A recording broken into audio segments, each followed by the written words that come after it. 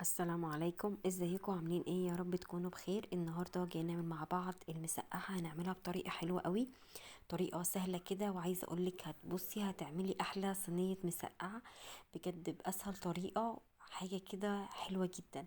خليه كده معايا لاخر الفيديو علشان تشوفي إيه الطريقه. اول حاجه كده معانا بتنجان اسود، ومعانا فلفل، ومعانا بصل. اول حاجه كده بنكون غاسلين البتنجان كويس جدا وهنقشره زي ما انت شايفه كده اهو. اهم حاجة يا جماعة البتنجان ما يكونش مبذر، علشان بيدي طعم كده مسكر للمسقع. اهم حاجة تجيبي كده البتنجانة السمرة اللي تكون خفيفة، ما تكونش تقيلة معاكي. هنقشر كل الكمية زي ما انت شايفة كده. انا بحب اقشرهم كده واعمل لهم كده يعني حتت كده سودة من البتنجان، بتدي شكل البتنجان وبتدي كمان طعم للمسقعة حلو قوي. اهو احنا بنعمل كده الكمية زي ما انت شايفة كده. وهبدأ برضو كمان اجيب الفلفل كده. انا بحب اشق الفلفل اتنين كده اهو. هبدأ برضو اشقه كده، وبكون طبعا حاطة الطاسة بالزيت على النار لحد ما الزيت معانا يقدح خالص. هبدأ بس كده اجهز البصل بتاعي وهركن كل حاجة على جنب. ببدأ بقى كده اقطع البتنجان كده زي ما انت شايفاه طرنشات اهو. بصي انا هنا بوريهولك وبقولك ان هو مش مبذر خالص خالص. اهم حاجه يا جماعه البتنجان لما تجيبيه يكون البتنجانه سودا قوي، وتكون كمان خفيفه، ما تكونش تقيله. التقيله دي بتبقى مبذره معاكي. هنا بقى علشان البتنجان معايا ما يشربش زيت خالص هنبدره بالدقيق زي ما انت شايفه كده اهو.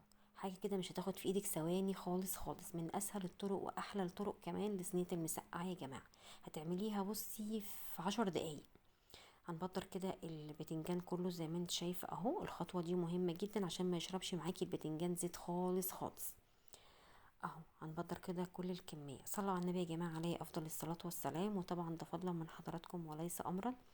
الاشتراك في القناه وتفعيل الجرس عشان يوصلكوا كل جديد احنا بنقدمه. يا رب كده فيديوهاتي اللي انا بقدمها لكم تكون بتعجبكم وتكونوا بتستفادوا منها كمان اهو. زي ما انت شايفه كده انا سايبه الفيديو كده علشان تشوفي كل التفاصيل بتاعه آه المسقعه اهو. خلاص كده خلصنا كل الكميه. هنروح بقى كده على النار. طبعا الزيت معانا كان قدح. هننزل بالبتنجان على طول اهو زي ما انت شايفاه كده. انا عايزه اقولك بقى ان تغليفته بالدقيق دي بتخليه ما بيشربش زيت خالص خالص، وكمان بيطلع البتنجانه تبقى مقرمشه كده وبتبقى طعمها جميل قوي اهو زي ما انت شايفه كده. دي من اسهل الطرق بتاعة المسقعة يا جماعة. طبعا بقى احنا طالعين بقى من شهر رمضان والصيام وكمان العيد، فقلنا بقى نعمل كده اكلة محبشة كده. كلنا طبعا بنعشقها وكلنا بنحب المسقعة. وعايزة اقولك كمان ما تجربي الطريقة بتاعتي دي بجد هتعشقي المسقعة ومش هتبطلي تعمليها طول الوقت اهو. انا كنت كده اللي قلبتها على اليمة التانية وخلاص اتحمر. بصي عايزه اقولك ان الدقيق ما بينزلش في الزيت، وكمان الزيت ما بيتشربش خالص. البتنجان ما بيشربش زيت خالص. بصي بقى انا بوريهولك كده. بصي شكله عامل ازاي، واخد اللون الذهبي الجميل ده. والبتنجانه كمان متغلفه كده، عامله طبقه كده كانها يعني بتقرمش كده، حلوه قوي.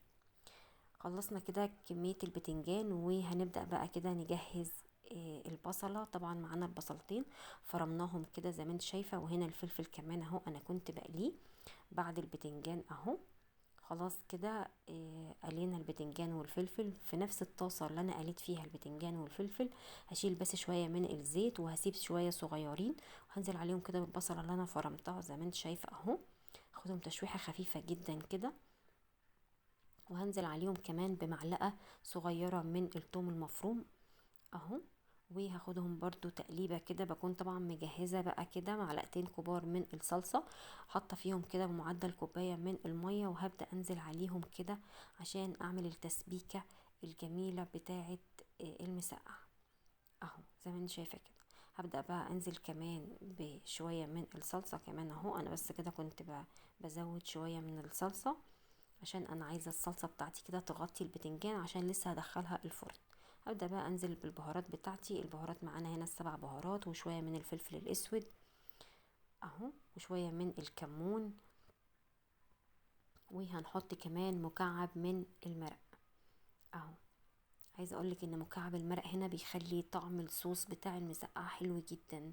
جربي كده تحطي على المسقعه مكعب من المرق، عايزه اقولك بيخلي طعمها حلو قوي.